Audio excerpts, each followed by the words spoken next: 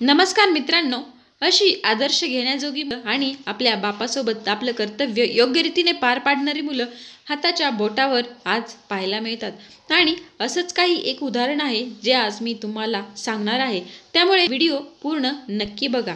तर मित्रांनो, जास्त वेळ न घेता आपण कहाणीला सुरुवात करूया. एक राम नावाचा मुलगा होता आणि त्याला 4 भावंड होती, म्हणजे तो धरून ते 5 जण होते. त्यातल्या 3 बहिणी आणि ते 2 जण होते. तर राम हा अत्यंत हुशार मुलगा होता, पण त्याचे वडील ती मुलं लहान असताना खूप दारू प्यायचे. एक एक वेळ त्यांना एक एक जेवण देखील मिळत नव्हतं, ते पाणी पिऊन झोपायचे. एक एक वेळ त्यांच्या घरात जेवण बनत नव्हतं. अशी कंडिशन असताना वडील कधी दारू पिऊन आले तर त्यांना आईसहित ते 5 जण घराच्या बाहेर हाकलून द्यायचे. असं आई त्यांना घेऊन कुठेतरी शेजाऱ्यांच्यात जाऊन 1 रात्र 2 रात्र काढायची. सगळ्यात मोठी बहीण होती आणि तिला हे सर्व घटना तिच्या लक्षात येत होती. मिळेल ते काम करण्याचा निर्णय घेतला आणि तिने रामला शिक्षण दिले. तो शिकून त्यांचे पूर्ण शिक्षण घेतले आणि त्याचा बिझनेस सुरू केला. आणि नंतर त्या बहिणीचं लग्न झालं. लग्न झाल्यानंतर त्यांची आई अल्पशा आजाराने मृत्यू पावली. त्यानंतर वडिलांनी दारू सोडली, माळ घातली आणि देवाचं नामस्मरण, बसता उठता जेवताना झोपताना देवाचं नाव त्यांच्या तोंडात असे. त्यांना त्यांच्या चुका कळाल्या होत्या, ते आता व्यवस्थित होते. पण त्याच्या बहिणीनंतर त्याचंही लग्न झालं. रामलाही 2 मुलं आणि 2 मुली होत्या. त्याचे वडील थकत चालले होते. वडील आणि सूनबाई इतक्या छान मिळाल्या की ते सासऱ्यांनी सांगल ते ऐकत होत्या. सासऱ्यांचा शब्द म्हणजे तो घरात अंतिम शब्द असायचा.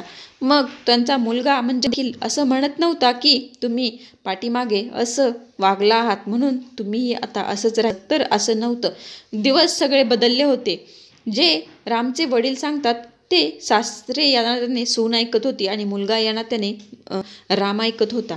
असे दिवस चालू होते. एक दिवस असे बदलत गेले आणि वडील थकत चालले होते, हे रामच्या लक्षात येत होते. वडिलांनी आज म्हणायचं, राम मला पंढरपूरला विठ्ठलाच्या दर्शनाला जायचे. त्यावेळी तो वडिलांना असं कधीच म्हटलं नाही की तुमचं वय झाले आणि तुम्ही या वयात कशाला फिरताय.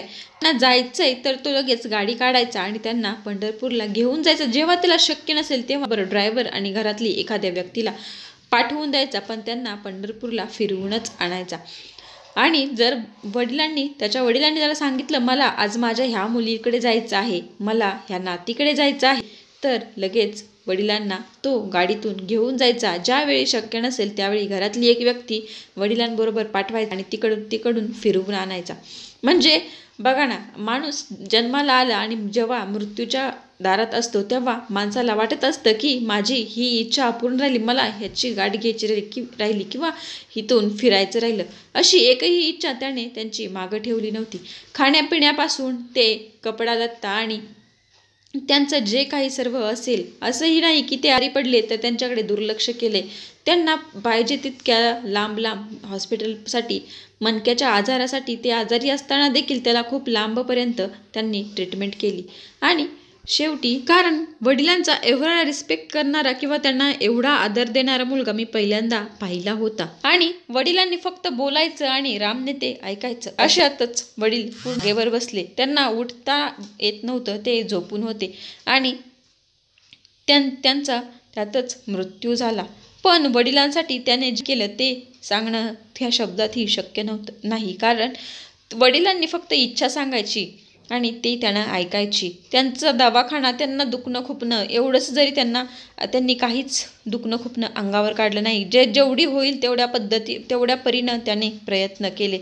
पण शेवटी प्रत्येकाला जन्म आहे त्याचं मरण अटळ आहे, ते म्हणून त्याचा मृत्यू झाला. मृत्यूनंतर रामनेही त्यांची तीच परंपरा चालू ठेवली. मुलं मोठी झाली, त्या रामलाही सुना आल्या आणि त्यांनीही त्याचे संस्कार पुढं मुलांना दिले. ते राम देखील, त्याचे वडील दर आषाढी एकादशीला पंढरपूरला जायचे, त्याच्यामुळे राम देखील आषाढी एकादशीला पंढरपूरला जायचं. वडिलांनी माळ होती त्यामुळे रामच्याही गळ्यात माळ होती. जे वडील करत आले तेच तो करत आहे. रामला कोणतंच व्यसन नाही आणि त्याच्या मुलांनाही त्याने तेच पुढं दिलं. सकाळी उठल्यानंतर वडिलांच्या मुलांना त्याने असं शिकवण दिली की सकाळी उठल्यानंतर आंघोळ झाली की पहिलं वडिलांच्या पाया पडायचं, नंतर देवपूजा करायची आणि नंतर हनुमानाचं जाऊन दर्शन घ्यायचं. असे संस्कार मुलांना आहेत आणि नंतर त्यांचा बिझनेस तेच मुलं पुढं चालवत आहेत आणि ते बिझनेसवरती मुलांनी जायचं.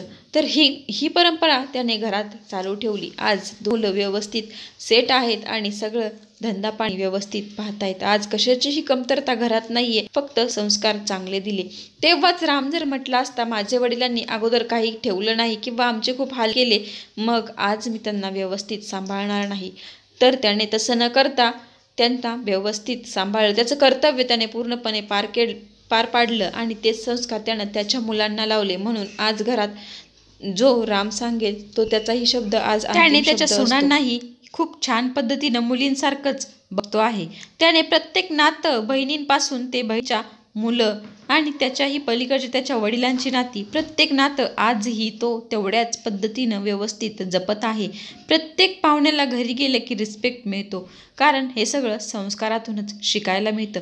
त्याचे संस्कार त्याच्या सुना देखील तेच करतात. एखादा पाहुणा आला आणि 4-4 दिवस देखील राहिला तरी त्याचं त्यांच्या घरात स्वागतच असतं. तर हे संस्कार पिढ्यानपिढ्या पुढे जात आहेत. तर आयुष्यात जेव्हा एखादी मृत्यूच्या दारात असते आणि आपण जेव्हा तिला शेवटची इच्छा विचारतो, तेव्हा तिला एकच असं वाटत असतं की मला हे करायचं होतं, मला तिथं जाऊन पाहायचं होतं, मला तिला भेटायचं होतं किंवा मला त्या नातेवाईकाची गाठ घ्यायची होती. ही इच्छा सर्वांचीच असते, पण तेव्हाही अशी एकही इच्छा अपूर्ण न ठेवली नाही. ज्या ठिकाणी फिरायचे त्या ठिकाणी फिरवलं, ज्याला भेटायचं त्यांना भेटवून आणलं. म्हणजे कोणतीच इच्छा अपेक्षा मागं ठेवली नाही किंवा आणि दवाखानाही जिथल्या तिथं केला. म्हणजे कोणत्याच प्रकारचे हाल त्यानं त्याच्या वडिलांना केले नाहीत. म्हणूनच आज त्यांच्यावर देवाची कृपा चांगली आहे. व्हिडिओ आवडल्यास लाईक, शेअर आणि सबस्क्राईब करायला विसरू नका.